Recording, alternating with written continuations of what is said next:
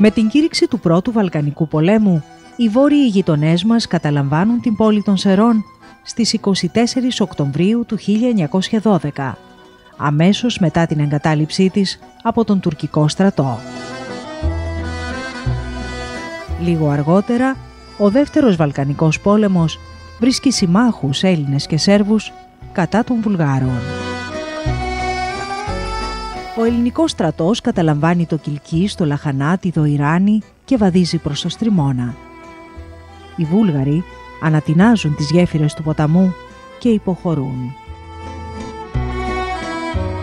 Στις 28 Ιουνίου του 1913 και ύστερα από ένα φοβερό δεκαήμερο φρικαλαιοτήτων που είχαν πυροδοτηθεί από τις νικηφόρες μάχες του ελληνικού στρατού με αρχιστράτηγο τον τότε διάδοχο Κωνσταντίνο, πανικόβλητοι οι Βούλγαροι παραδίδουν το κεντρικό τμήμα της πόλης στις φλόγες. Την επόμενη ημέρα ο ελληνικός στρατός της 7ης Μεραρχίας με το συνταγματάρχη Σωτήλη εισέρχεται στην πόλη και αποστέλει στην Αθήνα το εξής τηλεγράφημα: «Πόλη Σερών εκάει ολόκληρος, εξαιρέσει τουρκικής και εβραϊκής συνοικίας. Αγορά της εκάει. Πλήθος γυναικόπαιδων ευρέθησαν φωνευμένα ή απανθρακωμένα εντός των οικειών.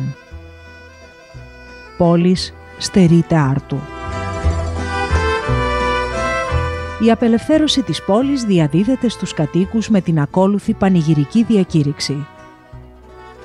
«Εν ονόματι του βασιλέως των Ελλήνων απελευθερώτα σέρας υπό του ζυγού των βαρβάρων και ιδεχθών επιδρομέων, καταλαμβάνω την πόλην, προσκαλώ δε πάντα στους κατοίκους, ανεξαρτήτως φυλής, γλώσσης και θρησκεύματος, να επανέλθωση στα ειρηνικά σας σχολίαστον, βέβαιοι όντες ότι υπό το σκύπτρον της αυτού μεγαλειότητας βασιλέως μας και υπό την προστασίαν του ανδρείου αυτού στρατού, θέλουσι απολαμβάνει και απολύτου ισονομίας και εξασφαλίσεως τιμής και περιουσίας. Ζήτω ο βασιλεύς Κωνσταντίνος ο Μέγας, ζήτω ο λαός των Σερών».